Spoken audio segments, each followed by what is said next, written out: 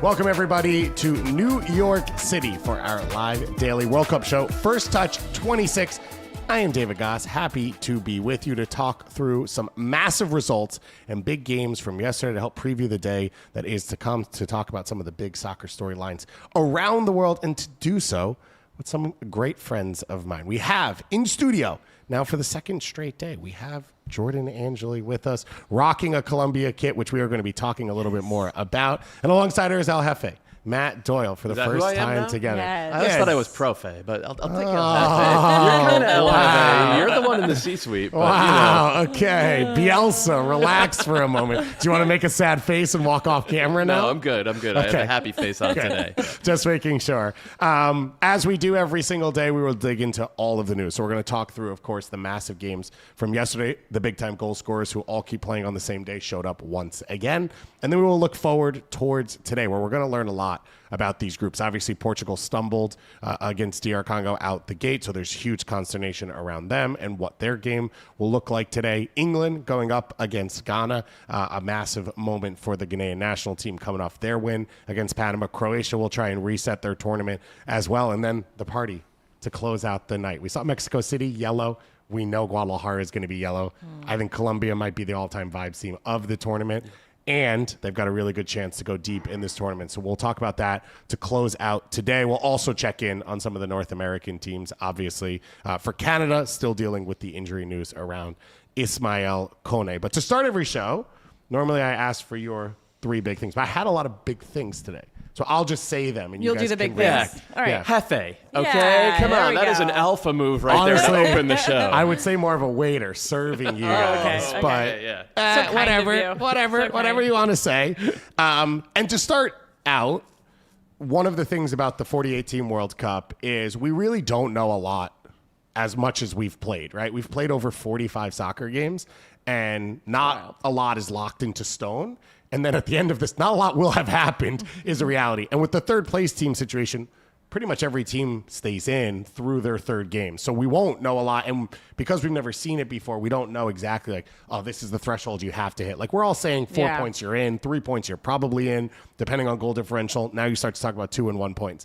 But yesterday, we got a lot more certainty. So coming into yesterday, we had 3 teams that had already clinched their spot in the next round and 2 teams that had already been eliminated over the course of 4 groups that have played. Yesterday, we got 3 teams clinching their spot by themselves to double the count and 1 team getting eliminated. So in a tournament of uncertainty, we got a little bit of certainty and from 3 pretty big giants yesterday. In some ways, I like this because it creates an unpredictability that we don't normally have in a World Cup, right? Like we've over these last, I don't know, handful of World Cups, we kind of know if you get to a certain point, by the second game, we kind of know who's going through. And I like that there is this unknown. And so these third games are so much more important, and it's keeping a lot of teams alive. And that's what we want. We want these underdogs, I don't know if they're still underdogs, to go through to the next round and have an opportunity in a knockout round to upset teams. So I think that that's the cool thing about this bigger tournament is that is still a possibility. It has been a lot less stressful to watch it, I think, because of that. It feels like You've always got another shot. Yeah, unless you're like doing the turkey thing and just like falling completely on your face. Like even Senegal, they still have a shot to get in, which is after 2 losses in the past, it's like you're cooked. Right. It is, so it's nice in that sense. I still prefer the 32-team tournament, and I'm probably going to keep. Doyle, Yeah, stay strong. strong. Yeah, every day as you say how much you're Dig your enjoying heels this. in. I Dig will your heels believe in. the same thing on Thursday that I believe on Tuesday, no matter what happens Wednesday. Okay, that's called consistency. Yeah, I respect that. That's real pro face stuff too. That's a Stephen Colbert line that I just stole. By the way. The other thing is with the team, some teams struggling, I think, for Argentina and for France to come out the gates, because the 3 teams that had clinched were the 3 hosts, which there's not massive expectations for, although there is some. But we've seen big teams struggle. For Argentina and France to lock in the way they have, I think, pretty big. And then obviously for Norway, this is a historic moment. It is a country with very little history. at a tournament like this. And so for them to be locked in already to the knockout rounds is pretty special. It's terrifying with France because they've played well for about 15 minutes so far in this tournament. And it just looks like whenever they want, they could just, hit another gear. And even a team as good as Senegal, a team that was playing as brave as Iraq did yesterday, just have no chance. And that was when France were in like third gear. There's something else, man. And just speaking to the host countries, it's such an unusual thing because three countries automatically get into the biggest World Cup ever. And so you said there's expectations on them, yes, but also they didn't have to qualify. Right. So you don't really know what they're going to do against these, like in these situations. We know that these teams have been good historically, but I think it was also a statement from all three of them to say, all right, like, we don't care how we got here. We're gonna make this memorable for our home countries. So the next big thing before we dig into the games, and we were lucky enough to be at the Norway Senegal game, so we'll tell a little bit about the row and everything that we saw in person. Is all of the big goal scorers showed up once again. So the first round through the group stage, it was okay, some exciting things. Germany puts up 7. Who's going to be a golden boot? We don't know. And then all of a sudden, on the same day, Mbappé, Messi, and Haaland all equaled themselves and pushed that number. And they come back around for their second game, and they all did it again. So Messi now sitting on 5 goals, leading the golden boot race. Mbappé and Haaland on 4 goals each. And what stood out to me is I think if you watch these games and you look at the matchups so far, this is an expanded World Cup. I don't know if you've heard that. So there's more teams. So there will be one more game played for every team. So the assumption coming in always was the golden boot number would be higher than what we've seen in the past because there's a round of 32 game, which is probably against an opponent who's not as elite, as well as a whole additional 90 minutes to score goals, or 120, depending on what happens, as well as there's an expansion of the amount of teams let in, and maybe some of those teams struggle to defend, and there are goals to be had there. I would say the 3 guys we're talking about here, outside of maybe the games against Iraq, who were last Asian team in a playoff, which maybe wouldn't have happened. But I would say for Messi, he's played against Algeria and Austria. Both those teams would have been World Cup teams, no matter the format. Messi on 5 goals equals Thomas Mueller's golden boot count from 2010. It is 1 less than James's 2014 count and 1 less than Kane's 2018 count. And it is 3 less than Mbappe's 2022 count, which, of course, got blown up in the final when he drag them back into that. And Mbappé is still on pace now to pass that number. So whether you think the format changes or not, there's clearly something happening with these major goal scorers that has changed the way they're able to perform in big tournaments like this. So first, I agree completely with that, and I'm going to get into that in a second. But just for context, this is the highest scoring World Cup so far since 1958. Over 3 goals per game, haven't hit that mark in almost 70 years. So it is a high-scoring World Cup. I keep saying Gold Cup. It is a high-scoring World Cup, in part because there are some minnows in here who are getting rinsed. Yeah, and it happens. But it's not exclusively because of that. And what we've seen over the last 20 years, really, especially over the last 15, is soccer's sabermetrics style, Bill James optimization revolution, right? Where we understand better now because of stuff like XG and shot value and expected threat and stuff like that, where the best chances on the field come from. And we've seen this in league play, in leagues especially, club play especially, where there's been a sort of condensing of the shot map. Think about, we're watch a Premier League game from 20 years ago. These guys are just unleashing from 35 yards, like 5 times a half. And it was wild and it was fun. Because that Nike ball had the stripe on it. Yeah, so it just looked cool when it flew through the air. I mean, we all remember that Essien goal. That was incredible. Exactly. But it wasn't optimized soccer. We have seen optimization in terms of shot location over the last 15 years, really over the last 8 or 9 especially. That's one. And 2, there's been a tactics and really film study revolution. We understand better now how to get to those looks in the first place. So it's a universal game that's kind of heading towards a universal play style, which is why you see stuff like Iraq trying to play out of the back against France, which 15 years ago never would have freaking happened. So I think that the teams that are really well drilled and understand their patterns, and then these supernatural athletes, which is what Messi, Haaland, and Mbappé are. They're supernatural athletes, all in their own ways, but like at the top right? If you look at a graph, they're the top right at all the things that matter, including pattern recognition. All of these guys are moving a step and a half before the players around them, and if that's the case, you're cooked.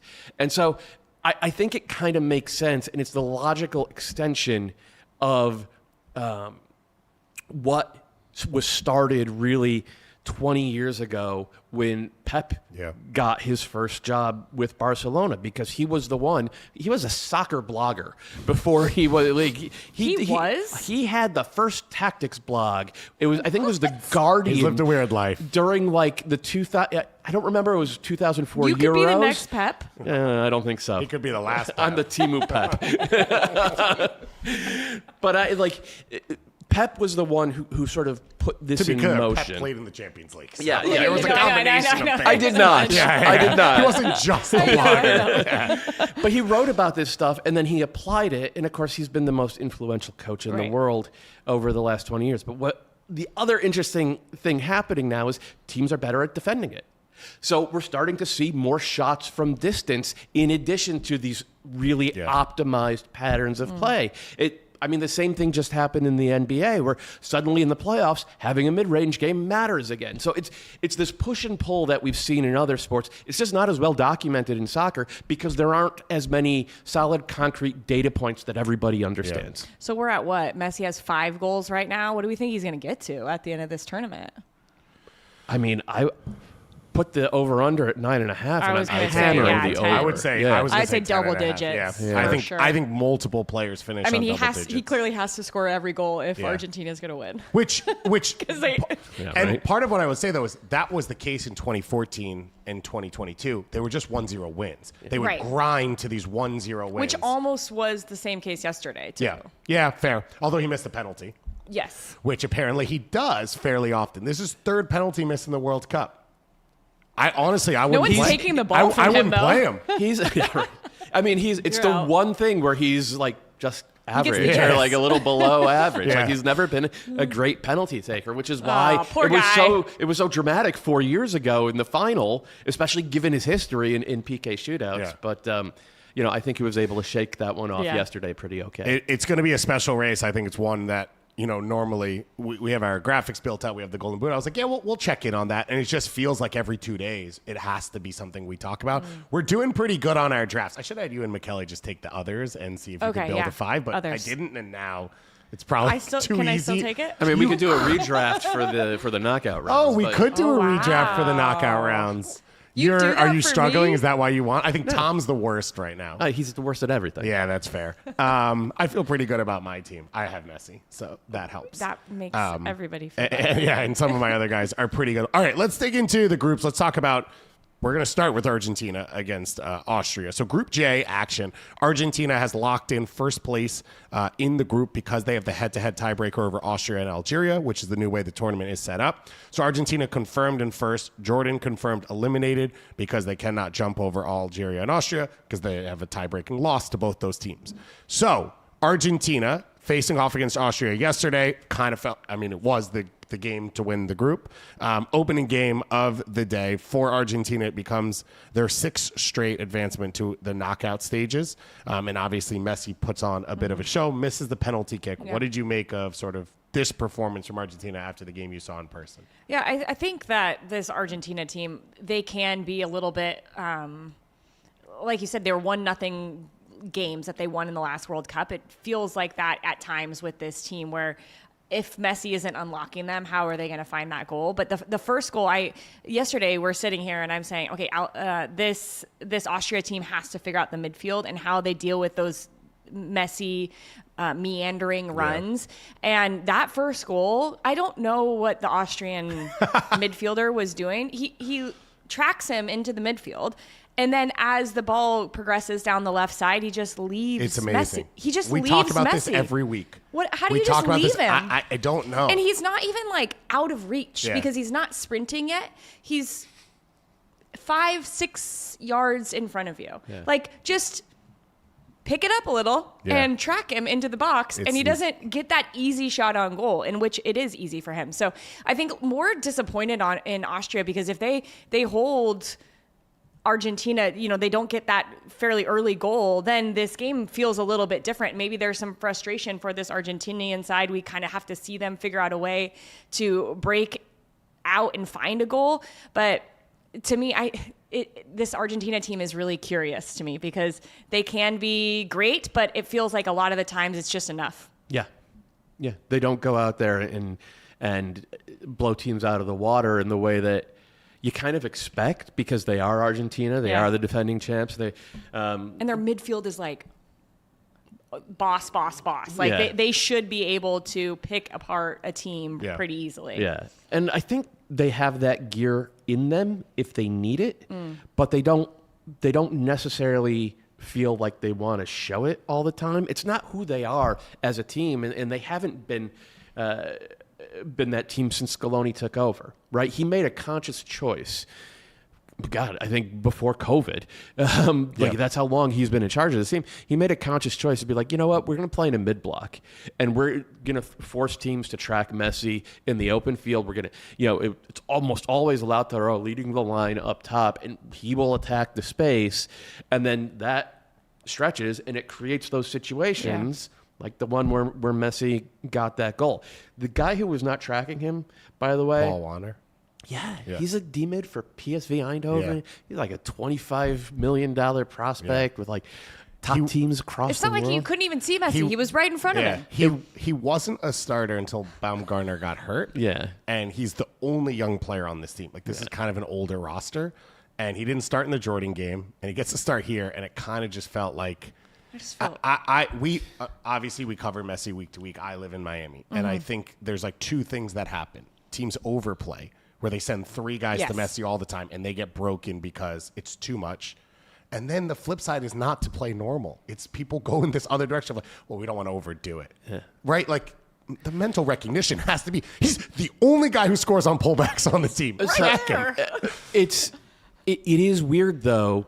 Like, I had flashbacks of the Memphis Depay goal against the U.S. 4 years ago. Tyler Adams made that exact same mistake. He just didn't track Memphis, and it was a back-breaking goal that the Dutch scored. It happened, and Tyler Adams is a great super conscientious defensive player. Right, which is the World Cup. Yeah. It's moments like that make or break. Yeah. We often talk about it in set pieces, but it can be run of play. It can be just like, I got turned by a player, and I don't make those first 5 yards, the energy put into that, and then I'm behind the eight ball, and I can't get back. And it is, as you talked about with solving goal scoring and now defenses solving things, it feels sometimes when you watch games like these that in set plays, nothing's going to happen. Like, everyone knows their spacing, everyone knows their lines. It's transition moments. And as often as you talk about it, you kind of think people will figure it out. But there's a reason it's transition moments, because it's the hardest thing to do on the fly to make the call, both in and out of possession. And that's where most goals come from, whether it's a mistake in possession and then it leads to a turnover, it's a high press moment, or it's just a 50-50. It's that half instinct of, well, what do I do now? Where do I want to cover? Where do I want to help?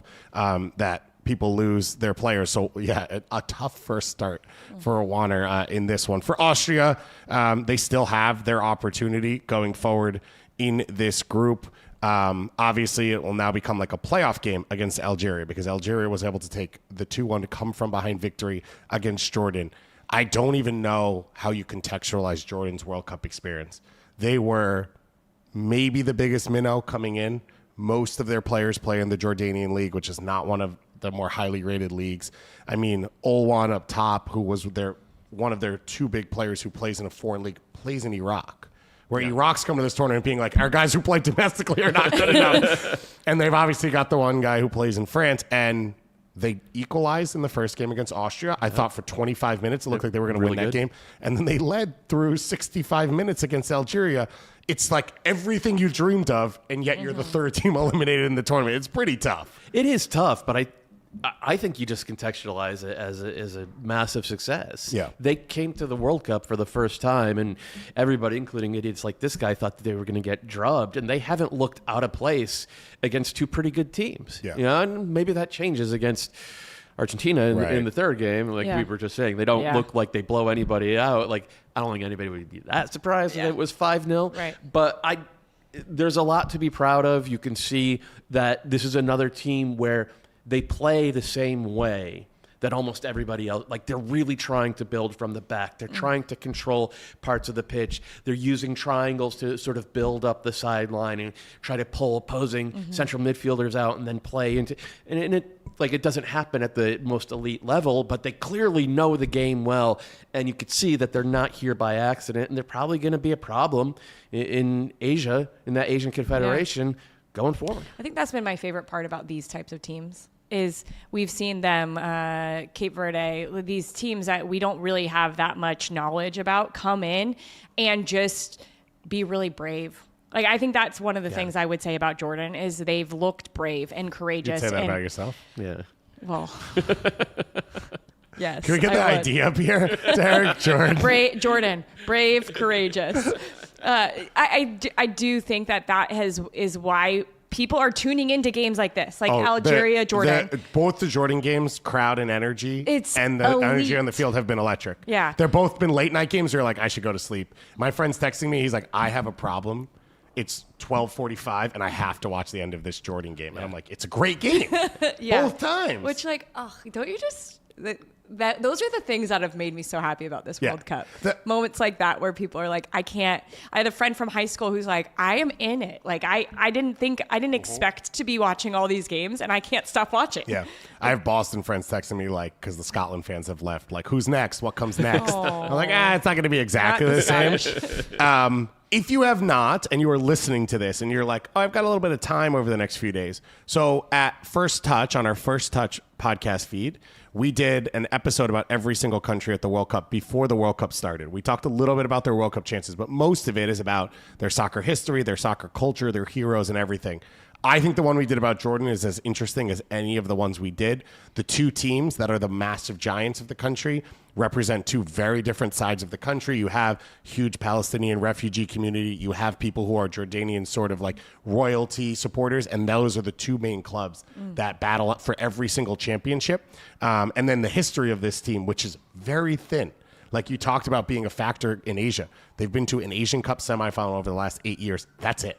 That's like their entire history. They'd lost some heartbreaking playoff games to get to a playoff, and like that's where they stand. But I really found that episode really interesting, and we actually had a chance to chat with a Spanish-born Jordanian player who played in college soccer in the U.S. and the USL and now is playing in Jordan about what soccer is like in Jordan. And that's the other side of these teams. We've talked about it a couple of times. The Cape Verdes of the world, all of this, where there are players who have options to play for different countries. And as you put yourself on a stage like this, you become a legitimate option. And you show that you're capable of helping them platform themselves as players and being a worthwhile team to be around, because a lot of the history, I mean, we know Kai Kamara very well. Kai Kamara was paying for his own flights to go play for Sierra Leone. And it's just hard to convince someone to come be a part of that on their free time, especially if they don't have maybe as close a connection to the country. And now you're seeing Cape Verdean Federation where they can tell players when they go out now, like, we will take care of you. We will be competitive. It is worthwhile to come and be a part of this team, not just for World Cups, but for qualifying and AFCONs and everything else in between. So I think, as you said, an exciting moment for Jordan. I hope they appreciate it as much as I do. And now this Algeria-Austria game becomes a playoff game, which is exactly what you want to close out the group stage. The games will all be simultaneous to close out. I think I'll have Argentina on the second screen, and I'll have the playoff game on the first screen. I had Algeria going through a second place in this group, which I felt very bad about when Jordan was winning 1-0, and I feel great about right now as they get an opportunity to sort of overcome that. All right, let's move on to Group I and the game we were at, as well as the weather-delayed game, the first one. I didn't do the full research on this, so I'll bring it up. I'll be wrong. You can correct me, and I look forward to it. But France and Norway both clinched their spots, as we said, in the next round. They will play each other to figure out who is first and who is second on 6 points. And then Senegal will face off against Iraq in the final game. In theory, because of the 48 teams, someone will have a chance to make it as a third-place team. Both have pretty tough goal differentials, so it might be a little bit hard. This was what I didn't know. So last year, we had the Club World Cup, And Enzo Maresco, who at the time was Chelsea manager, now I don't know who he manages. Does he manage City yet? Has it been announced? I don't know if it's been announced. They're like working on it. Yeah. Okay. He had this massive complaint in Charlotte about lightning and weather, and the games were delayed. What? Yeah, I said since we control that. Since we control that, yeah. Yeah, okay. And I kind of sitting there was like, well, it's the summer. And I'm like, but all these tournaments are played in the summer, and there's not really that many weather delays. And I didn't really understand, besides like, I don't know, maybe there's no like health like codes in any country in the world besides the US. And I saw this map yesterday during the Iraq game where basically like 90% of lightning in the world occurs in North America. That's What? correct. Yeah.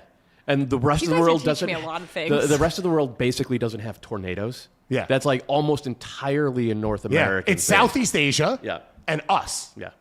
So I didn't know that. Yeah. Well, now you World do. Cup, baby, teaching, which is why all of these countries and federations and coaches and players are like, why is the U.S. so intense about this? Where for all of us, we grow up with lightning, get off a field. Yeah. Yeah. You hear lightning, you hear thunder, you know lightning's coming, you get off a field. I had a friend in elementary school who got hit by lightning. Wow. He was dead for 8 minutes. Wow. Yeah. So Wow. like it's no joke. Yeah. Lightning coming, you get off the field, Yeah. you get out of the pool, you get indoors, you get someplace safe. And people who don't work in sports have policies in their own head where it's like, and then obviously in the sports, obviously we spent a long time working in Major Leagues. There's a very clear policy because I've done youth stuff where it's like, oh, the policy just pulls over from the pros, which is intense of like, if lightning is in this area and you can see it and whatever, you get off for X amount of minutes, then you can reassess, then you can come back on.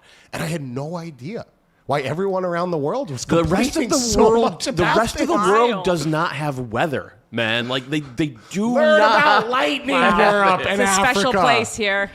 Insane. I'll show you this map. Yeah, I need to see Blow it. your Back mind. to the Future could never have happened anywhere but in Clearly. America. Also, Iowa, the center of lightning. Yeah. The center of lightning. believe that, actually. So this game kicked off. We kind of knew storms were coming in. It ends up being the first weather delay since 1974 because there's weather in North America. There's no weather in other places. And France ends up advancing to the knockout stages. This is 8 consecutive major tournaments. So I think it goes back to the 2010 World Cup when they all got off the bus and refused to play for Dominican. That bottom, which we're going to approach at some point because it's France. When it goes bad, it goes poorly. It may not be at this tournament. And once again, Mbappé, Dembele, and Olise link up. And as you said, sort of to start this, France has played well for 15 minutes. Yeah, no, none of them in this game. They had no point were they particularly good in this game, but it was just a miles worth of difference. Mbappe got his 2 goals, and he worked hard defensively, and his runs were really good in terms of creating chances for himself. At no point was he making like a sacrificial near post run to open up. And I don't know how you say that to Mbappe to be like, hey, can we just work on your off-ball movement a little bit? But at the same time, you could see how thrilled he was for Dembele when Dembele finally, because that was Dembele's first goal in a major tournament. Yeah. He had never His scored. 20th appearance, 13 World Cups, 7 at the Euros. He had never scored. Yeah, and Dembele Which is had shocking. just given Mbappe a tap in Yeah. for the second goal. So like there are clearly good vibes, and there's so much talent. I can't wait to see what this team looks like when they're tested. And I think even though they've already punched their ticket, I think against Norway, they might want to play with a point to prove. And I think Mbappe in particular, because he's going against Haaland, will want to put the ball into the net as often as possible. A couple of things. One, I do think out of all the big 3 that we were just talking about, Haaland, Messi, and Mbappe, to me, it feels like Mbappe is the most active out of all of those 3. We're talking Which about is a low bar. right. Yeah, but Jordan, he's not that active. but he is. Like you're talking about him doing this defensive work, and I would say Messi does that in moments too. But it does feel like he, I don't know, and maybe these 3 players know how to activate when they need for to, sure. right? Yeah. Like they're Yeah. very conservative in conserving energy in moments to know, okay, I have to be ready for that one spot. 2, this France team, like, how can you not be having a good time? You have Doué and Dembele and Mbappe, and then Olise, who I think is my favorite player in the entire World Cup. Like what he does when he is on the ball, like when they do start to click, and against this Norway team, you would think you want this type of test in the group play. And it's hard because the game doesn't mean anything really, but it might when it comes to it's an easier first and path, second place. right? yeah, like, but you want to feel like you have to break through a big, strong, maybe not the most consistent defense, but a defense who is going to test you and make sure that those four are finding some good combinations. Because even though they've scored all these goals, we just haven't seen their best yet, which is a little scary for the rest of the tournament. Yeah. So 2 notes for the game coming up for France and Norway. So one is we've talked a lot about the U.S. layoff and rust and all that stuff.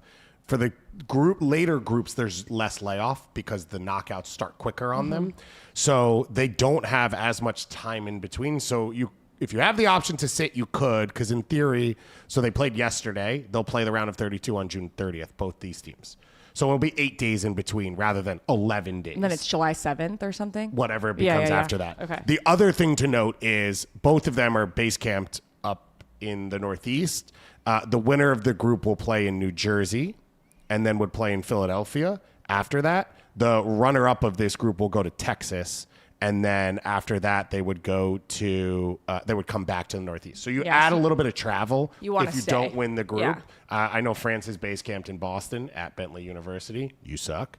And I don't know where Norway Don't know what that's is about. base camped. There are 62 colleges in Boston, and I hate 61 of them because I went to the one other. But yeah, so that's one thing to note for the matchup coming up between the two of them.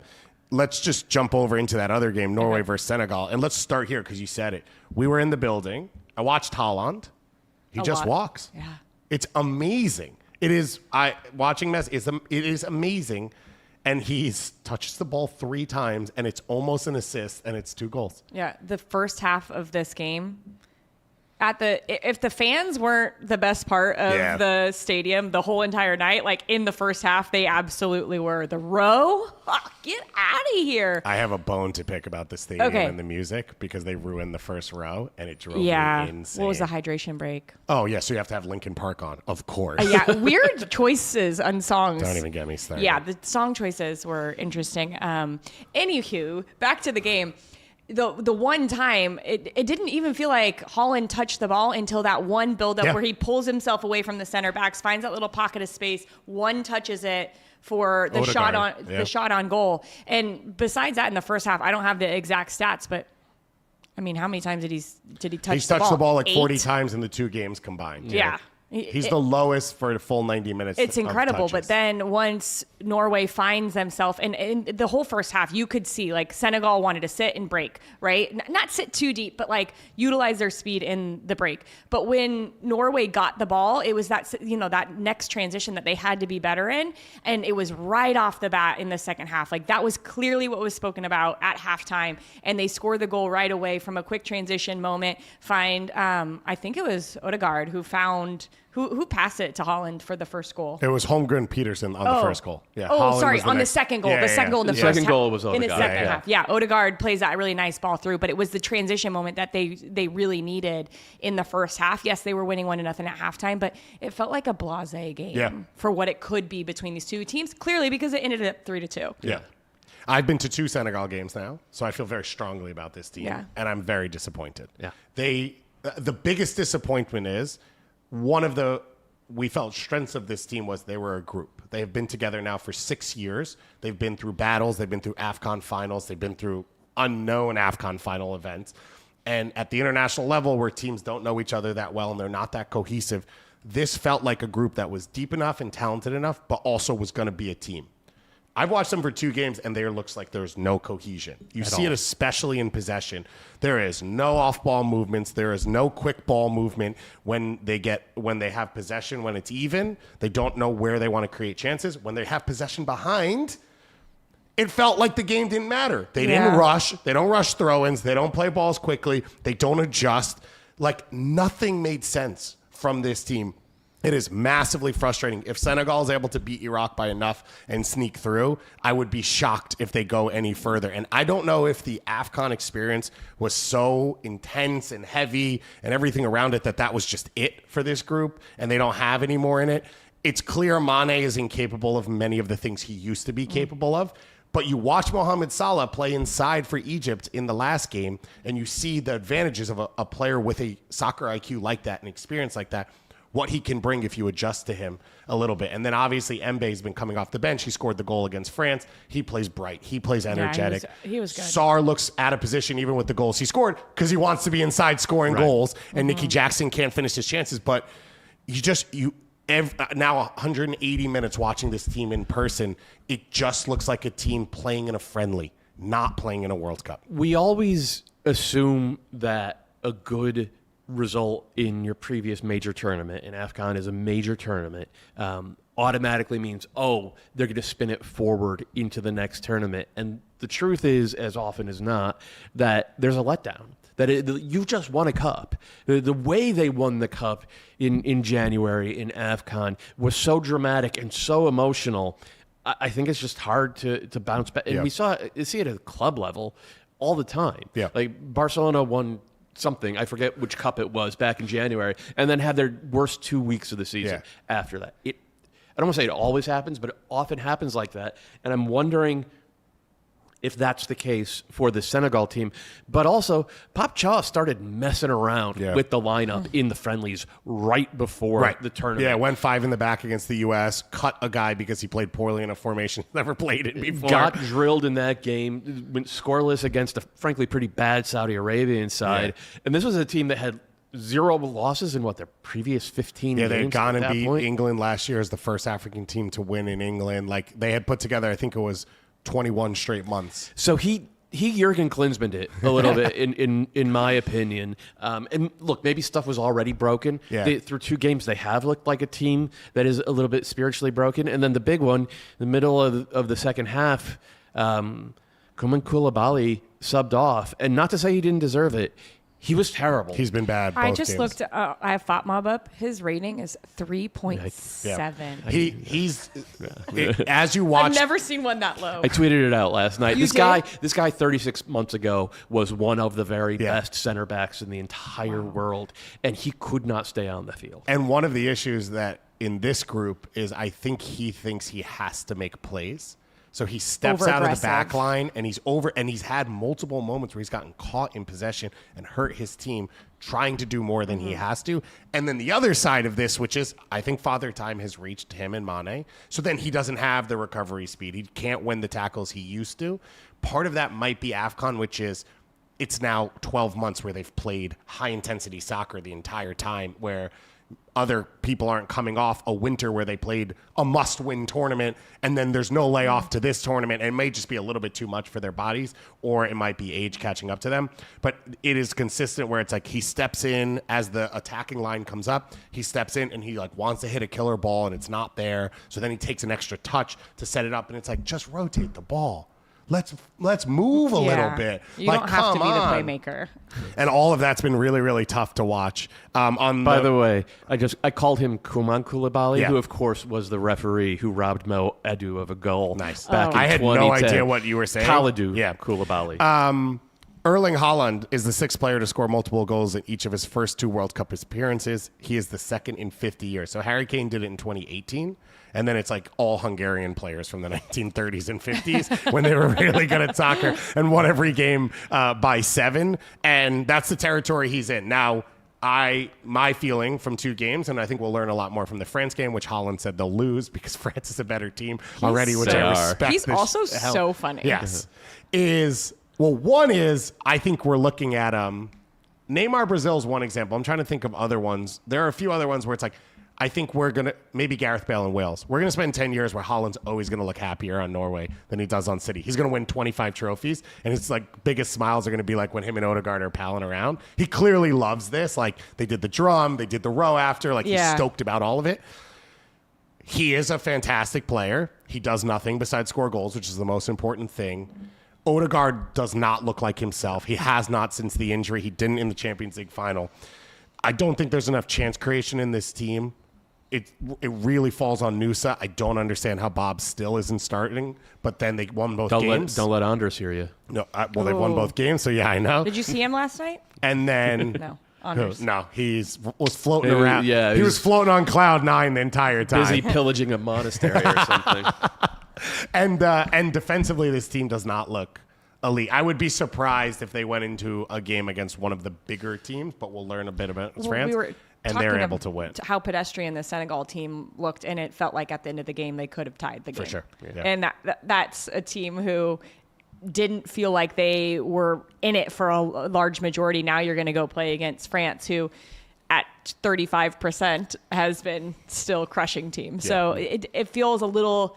For as structured as Norway felt in that, I think in moments in that first game, if you can pull them apart, they are a little bit they're so rigid that like you can find the space, and I don't know if they have it defensively to be able to win some of these knockout games. 2 big notes.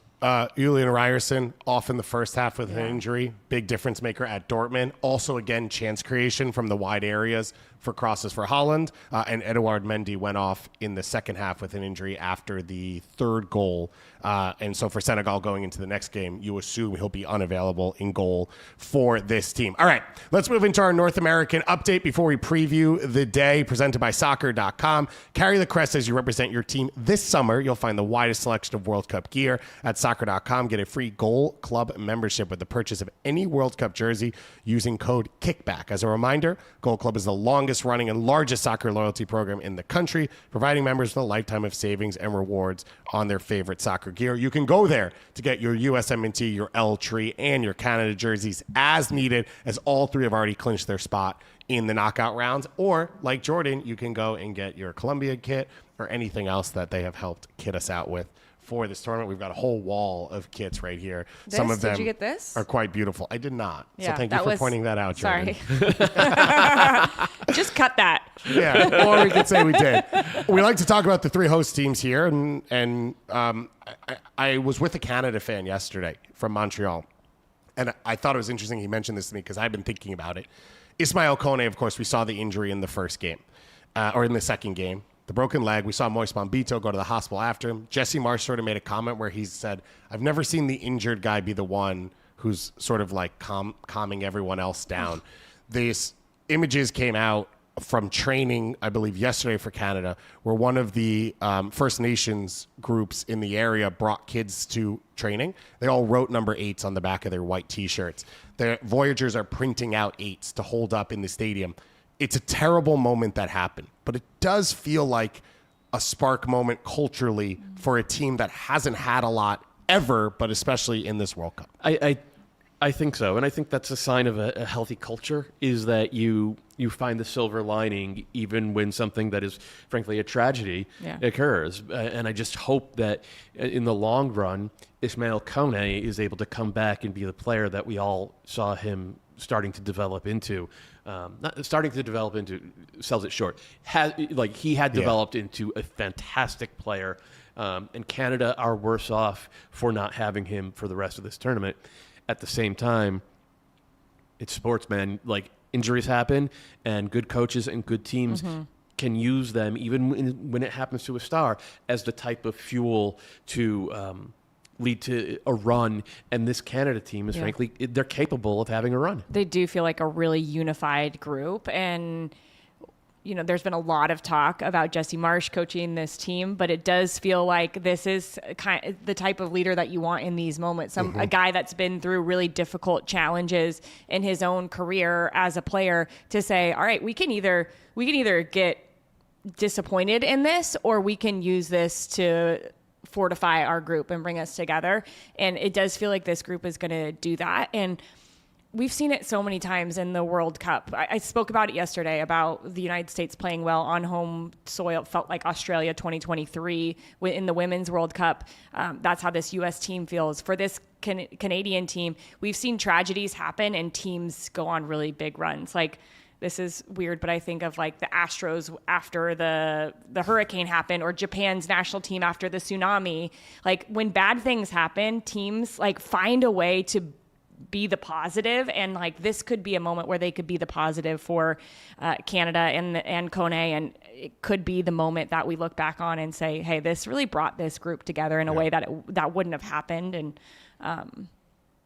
it's just hard to think about that. Like, Yeah, the injury was tough, but it was tough. It feels like a group that is rallying around him. We're hoping for the best for Ismaël Koné's health.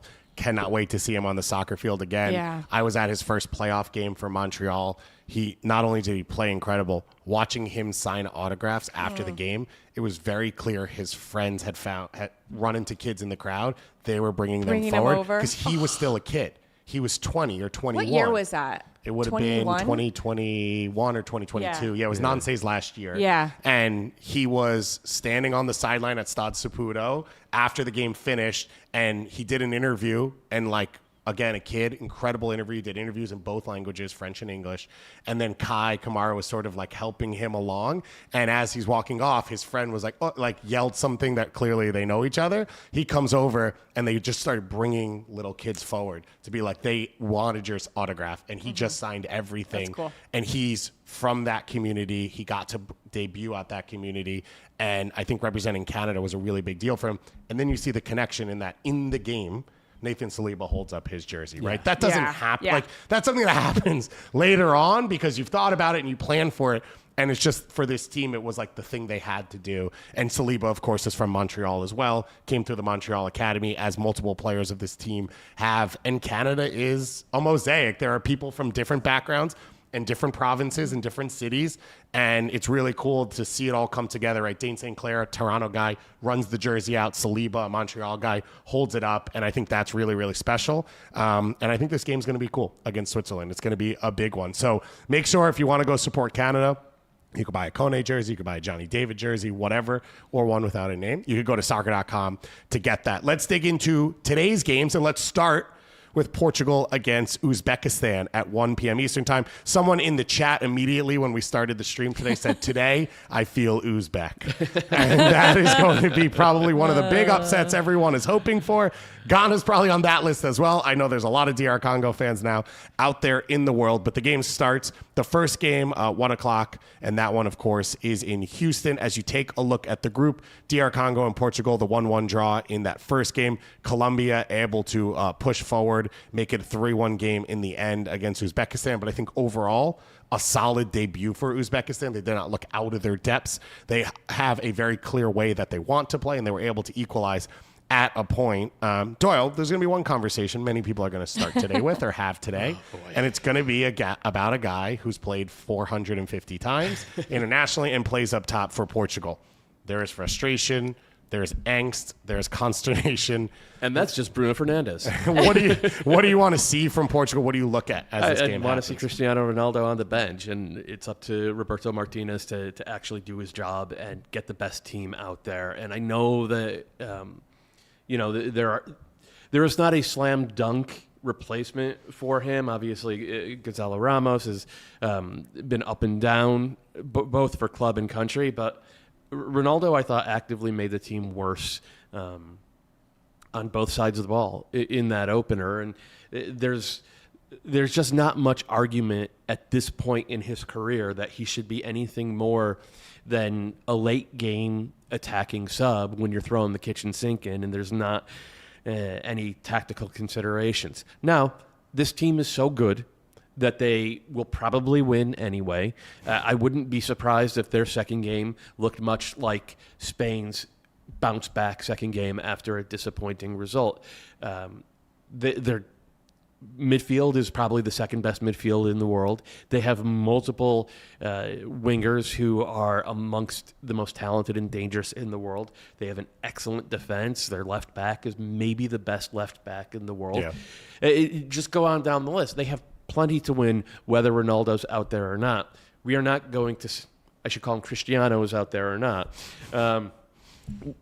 We are not going to see that was for Michele. That was for Michele. Michele said we should stop calling him Ronaldo. And he's punishment right. for not being R9. Yeah.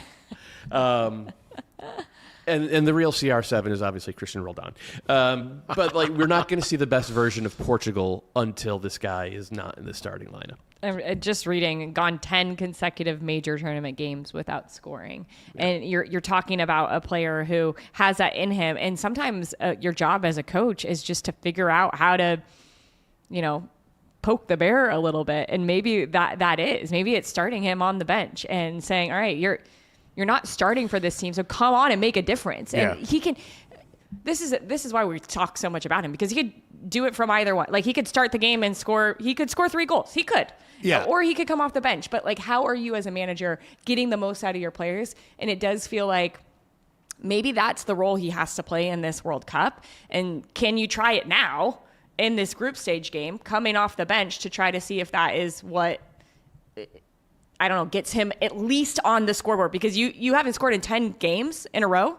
Yeah. On the international level, like in major tournaments, you as a player want to change that. And like, if, I don't know, that's where the coach has to come in and figure out. So one of the issues with this whole conversation is that currently in the group, Gonzalo Ramos is the only other center forward, and he has not been good. He hasn't been good for Portugal. Yeah. He wasn't great for PSG. He started 13 games on the season, had 6 goals.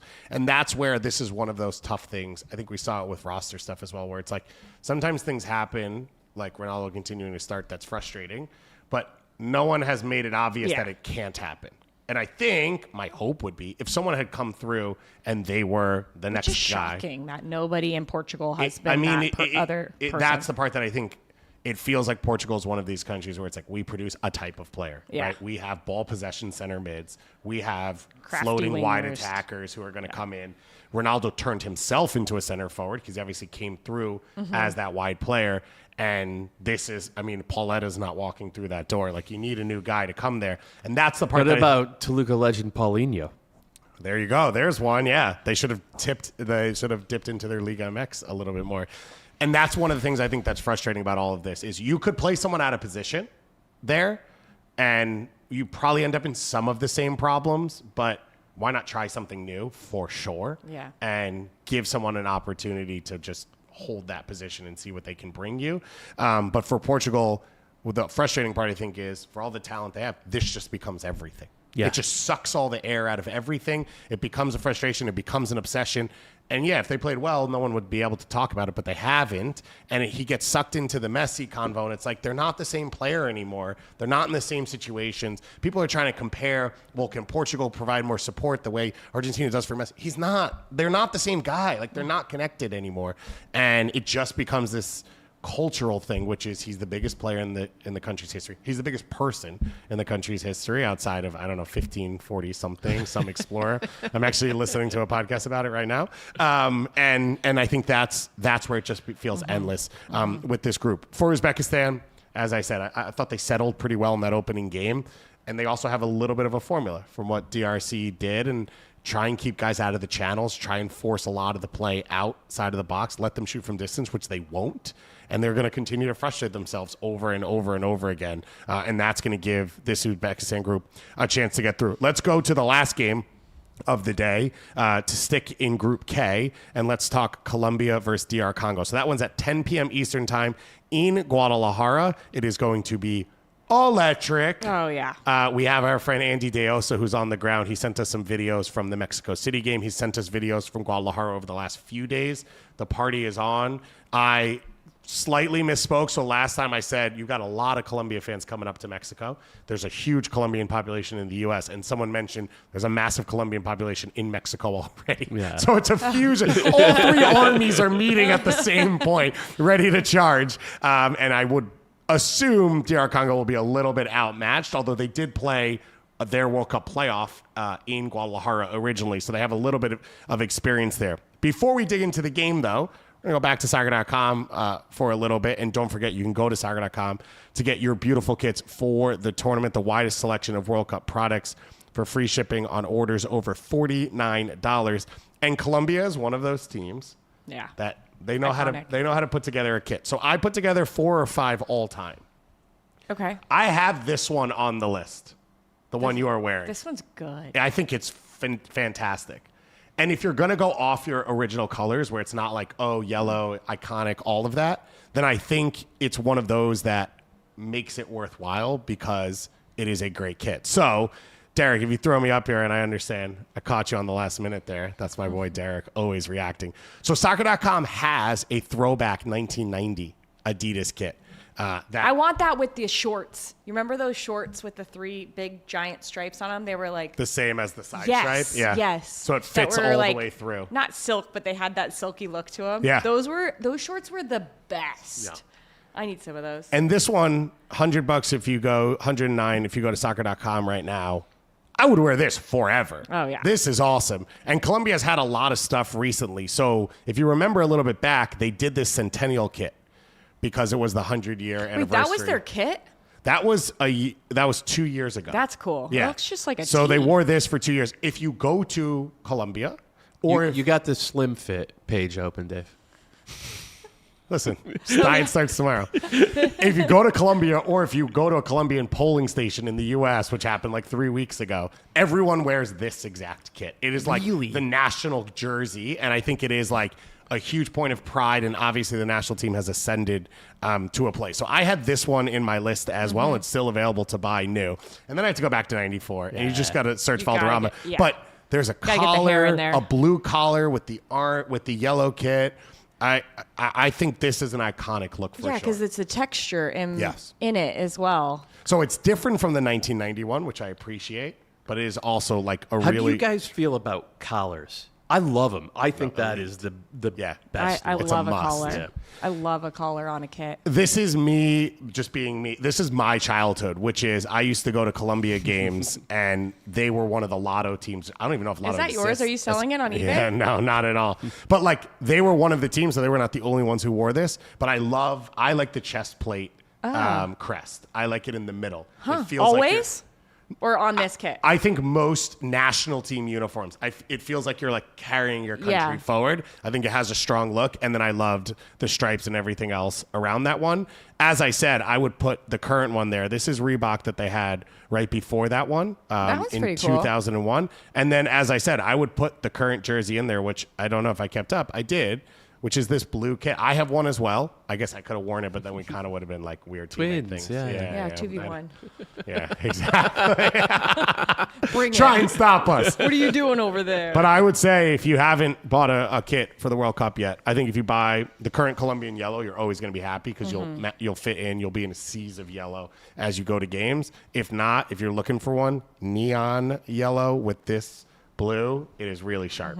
And I think they're going to look pretty impressive in this game. They will do so against DR Congo. As I said, really strong opening game for DR Congo. What do you make of this matchup? Colombia is going to be the protagonists, and I think it's a Hamas game, right? Because they are going to have the ball probably in the attacking third, 2/3 of the game.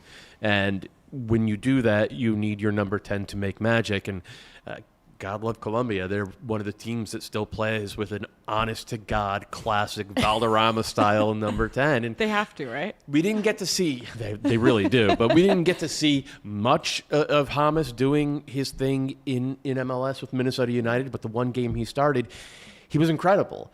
And that is the guy that we've gotten used to seeing at the World Cup over the past dozen years. And I have a lot of affection for Colombia because of the way they play. So I hope we get to see that version of this team and that version of Hamas for the next 4 games because they're going to be on the front foot and he can unlock. And then we'll see Diaz and Suarez and maybe Arias as well.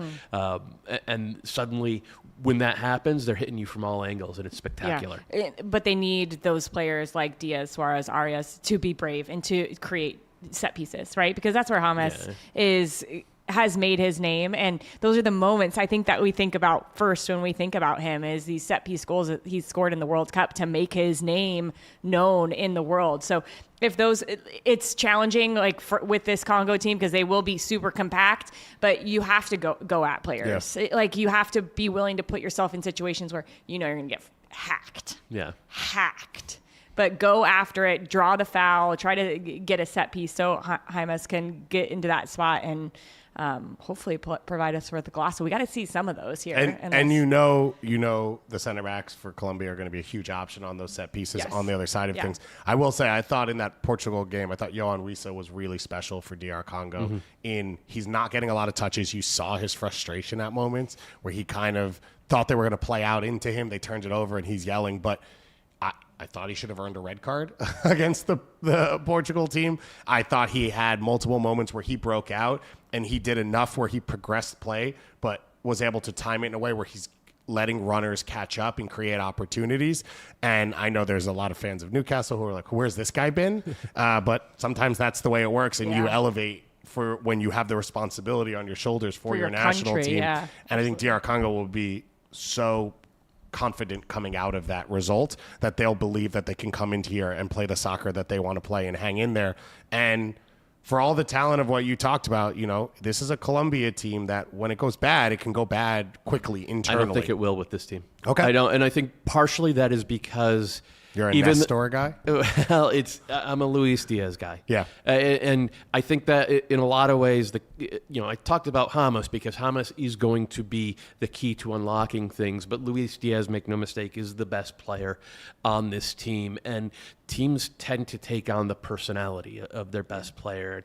His is he's fiery, but he's also stable. Yeah. He's really laser focused on doing there is not a single thing that guy does on the field that is not designed to make his entire team better. And when I was talking about Mbappé not making the sacrificial runs, watch Luis Diaz, the number of runs he makes that are not designed to even get the ball. They're just designed to open a pocket of space for Suarez or for Arias or even for James pushing forward or coming inside. This guy is even when he is not on the ball, he is impacting the game at such an incredibly high level. So I think that is the other half of how Colombia breaks down a block, because he's going to make himself available and he's going to cause a problem. And we've seen it at Bayern. We saw it at Liverpool. We've seen it at Bayern a lot. A lot of goals he creates are second efforts from him where he loses the ball, he counter presses, he gets it back, or he loses the ball. It's a 50-50. He works harder to get it back. He creates that chance. And you've seen at Bayern, I think, the videos of Harry Kane dancing to reggaeton where it's he's a cultural leader and he's not scared of it. Vibes guy. And he comes into this team, as you said, of you're going to take on his personality because he's the voice of this team now. And he's a huge piece of it. So a big game coming up to close out the night. In the middle of the day, we've got two big Group L games. So we start with England versus Ghana at 4 p.m. Eastern time as we take a look at Group L. Ghana with the 1-0 victory, the stoppage time winner against Panama up in Toronto. And then, of course, the unbelievable match between England and Croatia that went back and forth and finished with a 4-2 win. This is their first ever matchup in a World Cup between England and Ghana. And England, of course, as I mentioned, off that Senegal victory, England has a pretty strong record against teams coming from CAF. They're unbeaten against African sides at the World Cup. This is a Ghana team. I said the late winner against Panama. I don't know that it was a game they deserved the winner in. And this is not a Panama team. Carlos Queiroz, man. There's not a Panama team that's elite either. So this one feels like one of the more one-sided games I think we're going to see in the group stage, unless I'm missing something. I'm with you. I wish I wasn't. But England are a really, really good team, and Harry Kane is brilliant in his movement and his playmaking, and the guys around him move in a very unselfish kind of way. And I think that's going to cause all kinds of problems for a Ghana team that they have a lot of talent, but they haven't had time to gel as a collective. And I think that showed, especially with the ball against Panama. Yeah, your coach takes over 4 months ago. Players coming in and out. Obviously, Thomas Partey not allowed to travel to the original game because of the rape charges against him. He will be back in the team because now they're in the U.S., and I guess he has a visa in the U.S., so that's an element that will come into this group. And then a lot of these players that have come into the group over the last 6 months where they did not qualify for AFCON, so they have not played high-level games as a group, and I think you saw it in some of that Panama game. And then Panama will try and save their World Cup, and they'll do so against Croatia, who will try and save their World Cup, doing so against Panama, 7 p.m. Eastern time to close out Group L action. For this Croatia team, I think you've got to be frustrated coming out of that first game where you start slow against England, you find your feet, you score goals, you equalize, and then it completely falls apart to start that second half. Yeah. But also in some ways, if I am Croatia, I want that game first, because now I'm like, okay, we see our weaknesses. We see where we can tighten some things up. Now we get to go into this Panama game, hopefully on the heels of that. You're not going to be confident with the loss, but confident that you can be better than you were. And this Croatia team has the ability, with the players they have in the midfield up front, to clearly score goals. They get 2 against England. I think some of the biggest things that you need in a World Cup are tests. Like and if you can get that test in the group stage, you can find a way to be better throughout. And Croatia has proved that World Cup after World Cup after World Cup. I feel like this is going to be a statement game for them. Speaking of that, this will be Luka Modric's 200th international cap if he appears in this game. Yeah. And he will. They took him out early against England, I think 55th minute or something like that, because they were clearly like, we're going to be chasing this game. Let's save this guy's legs for the rest of the group stage. I didn't think Croatia were that bad against England. First 2 England goals came off of set pieces. Third goal, the one right after the break, they changed to a man marking system. You're so pissed about this. It was suicidal. It was suicidal. I don't understand why they did that coming out of the break. And credit to Elliot Anderson in particular. God, I hate finding English players that I really enjoy watching.